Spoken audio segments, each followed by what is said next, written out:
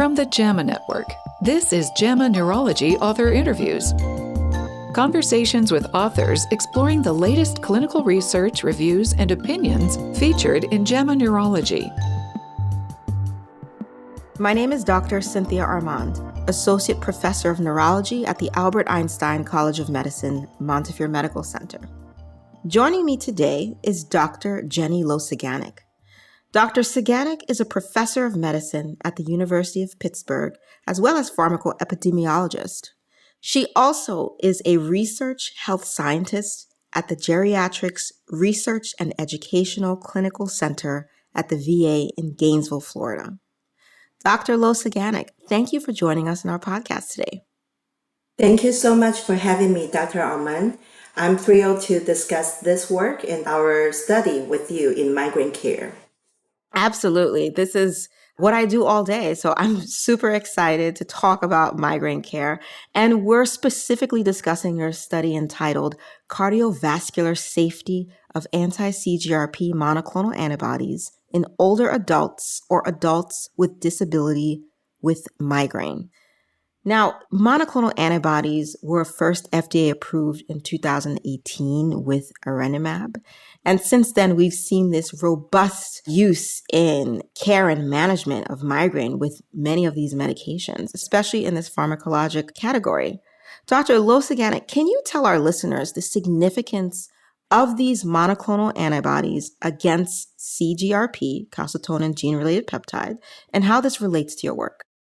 Yeah, so historically, treatments like triptans and NSAIDs and oral preventives were common, but often limited by efficacy or tolerability issues. The introduction of the monoclonal antibodies targeting the calcitonin gene-related peptide, which is the CGRP, in 2018 marked a major milestone as the first migraine-specific preventive therapy since the 1990s. So anti-CGRP monoclonal antibodies or related target treatment has a significant advancement and provide a migraine patient a very promising treatment and it's very specific target to migraine therapy.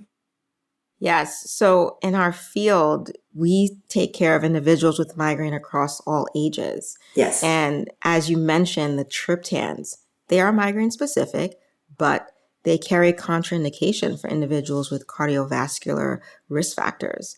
And when the CGRP targeting medications came out, it was amazing because individuals with those contraindications were now able to take a whole new set of medications, which was remarkable. Now, can you tell us what exactly CGRP does? Like, what is its role in the body? So CGRP is the neuropeptide that plays a central role in the pathophysiology of migraines. So during the migraine attacks, CGRP level increase and leading to the vasodilations, which is widening the blood vessel in the brain, and also it has a neurogenic inflammation effect. So it will activation the pain pathway, which is also trigger the migraine pain too. And it's also increased the pain sensitization as well. So that's the brief summary of the CGRP effect directly. So anti-CGRP monoclonal antibody is going to block the CGRP directly and also inhibit the CGRP receptor to prevent the CGRP from the exerting the effects I mentioned about like vasodilation and neurological inflammation effects. Now, how does this relate to cardiovascular risk for our listeners? CGRP also has a receptors in heart. So that's why when you block the using the anti-CGRP monoclonal antibody, it might have the influence in heart and other places in our system with a CGRP receptor. That is pretty much the summary why there's a potential concern on the cardiovascular safety due to the potential theoretical blockage of the CGRP receptor in heart. And this is very important. And I think the study that you and your colleagues have engaged in really is honing in on this point of establishing long-term safety of these medications. Tell us about how you devised your study. So before I'm going to talk about our study, I would like to say because the CGRP cardioprotective role has raised a concern of the potential cardiovascular risk, particularly in the older adults and those with the comorbidity, that's going to increase their cardiovascular risk. So in the clinical trial, although it shows the efficacy and the safety of the anti-CGRP therapies, but this study often excluded the older people and also those with the history of the major cardiovascular events. So older people, they already often has a cardio risk factor such as diabetes and hypertension who are at a high risk of the cardiovascular event. So recent finding actually including the FDA update warning hypertension risk associated to the iranimab and the report of the Raynaud's phenomenon from the global pharmacovigilance data highlight the need for real-world evidence. So that's why we are conducting this study aimed to address this gap by evaluating cardiovascular safety in underrepresented population that's included in clinical trial. So specifically, our study used the National Representative Medicare claims data from 2018 to 2020. We focus on the beneficiary who are age 18 and older with migraine diagnosis and who initiated anti-CGRP monoclonal antibodies and or Botox. We excluded the individual with the prior major cardiovascular condition to ensure the robust comparisons. Our team also has thoughtful applied methods to mitigate the biases and confounders. So first, we chose the sequential cohort design to mitigate the channeling bias, which can occur when new drug enter to the market and is more likely to be prescribed to the patient with the treatment-resistant conditions and it might alter the characteristic of the patient receiving the treatment over time. And then secondly, using the sequential cohort design is to balance the comparison group based on the calendar month because our study period involved the COVID-19 pandemic. So using this design can minimize the time-related bias potential introduced by COVID. So briefly, as I mentioned, we use a sequential cohort design to avoid this bias. And we also allow the treatment discontinuation was defined with a 30-day gap from the expected coverage of the most recent dose based on the standard dosing schedules. So we also apply the inverse probability treatment weighting based on the propensity score using machine learning model to balance the baseline characteristics to ensure the two comparison groups, anti-CGRP monoclonal antibody and both groups are comparable. So our primary outcomes was the time to the first occurrence of the major cardiovascular events like a myocardial infarction or stroke. And we also conducted the cost proportional Hazard model to estimate the hazard ratio and to make sure, to adjust for the death as a competing risk. That's our main analysis. Mm-hmm. So it seems your study is a retrospective sequential cohort study, and you looked at data from 2018 to 2020, so May 2018 to December 2020, and you compared monoclonal antibody against CGRP use in a cohort of older individuals versus onabotulinum toxin A. And your primary outcome was first myocardial infarction or stroke. And then it looks like you looked into secondary outcomes as well, what you mentioned before in terms of what was observed with iranimab use, like reports of hypertensive crisis, peripheral revascularization, and Raynaud's phenomenon, correct? Yes, that's correct. Yes, we also including the 3 secondary outcomes in our studies. Okay, very good. So can you take us through your results? What did you find in comparing those two groups? Yes. So among our study, we including 266,848 eligible migrant Medicare beneficiaries.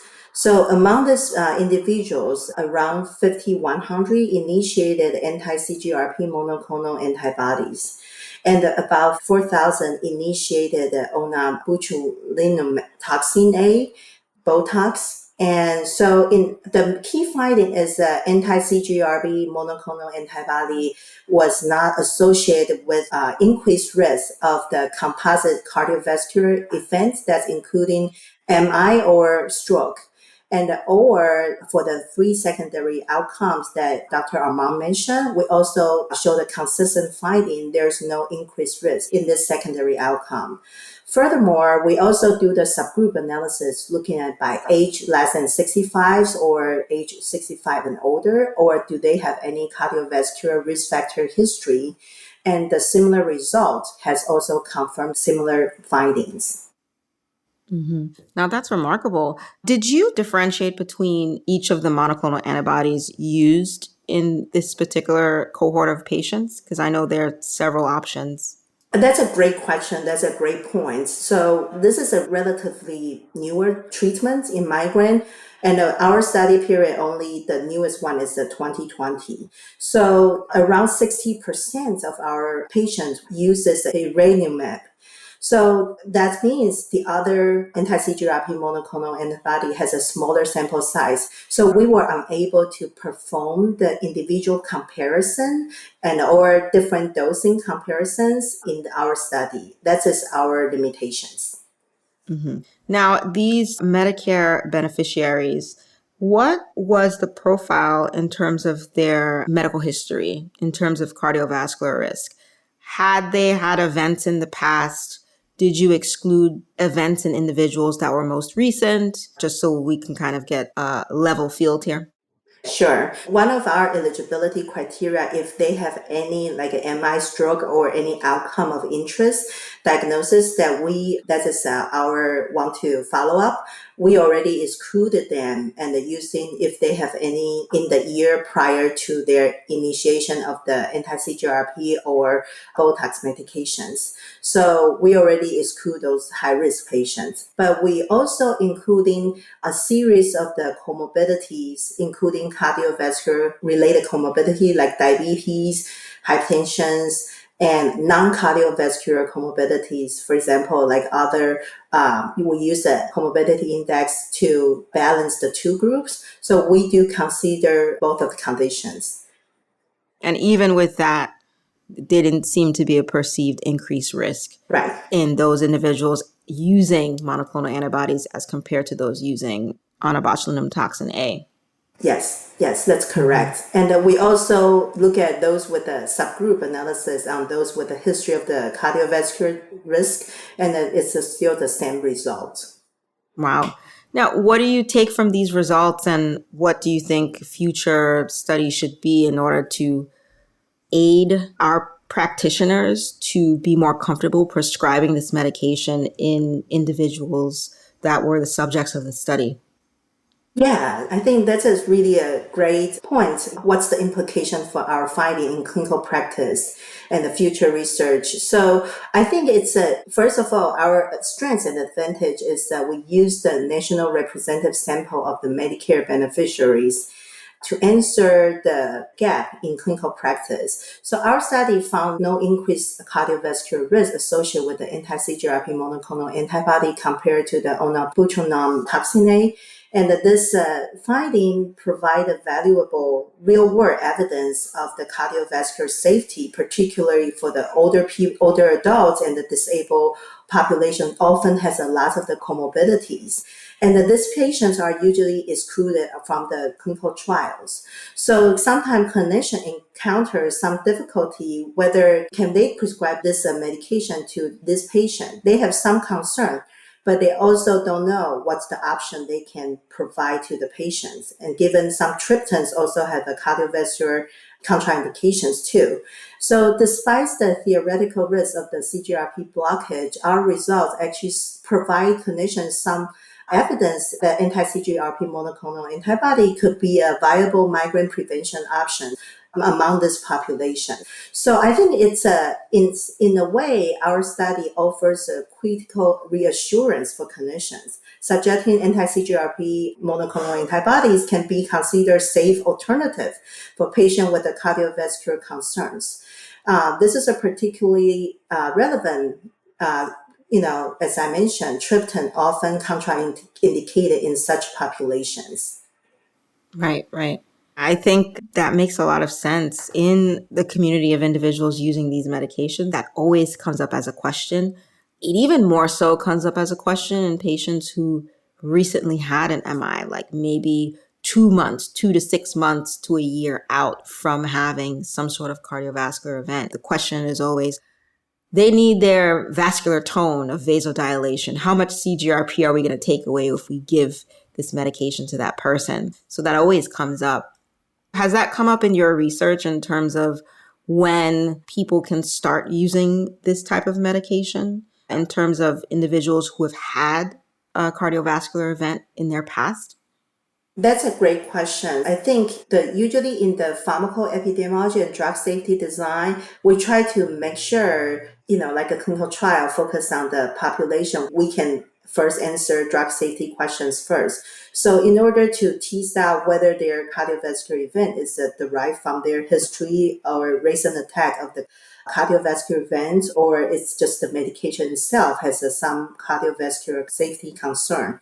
So our study the goal is to answer whether anti-CGRP monoclonal antibody has a cardiovascular risk concerns. So by excluding the patient with a history a year prior, we cannot answer the question, whether for the recent attack, it's required a further study to answer that question.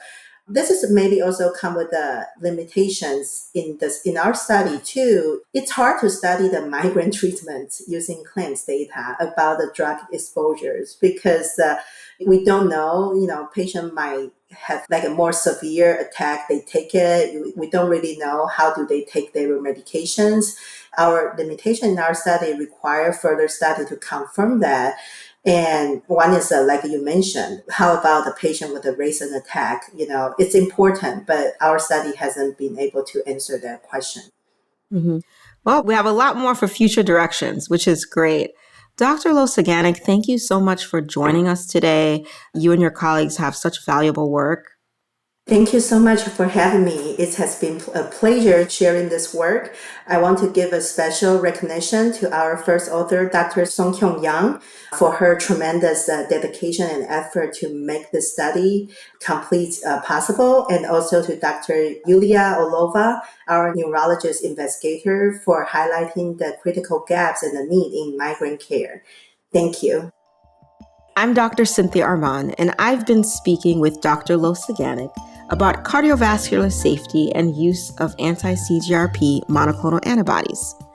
You can find a link to the article in this episode's description. To follow this and other JAMA Network podcasts, please visit us online at jamanetworkaudio.com or search for JAMA Network wherever you get your podcasts. This episode was produced by Daniel Morrow at the JAMA Network. Thanks for listening. This content is protected by copyright by the American Medical Association with all rights reserved, including those for text and data mining, AI training, and similar technologies.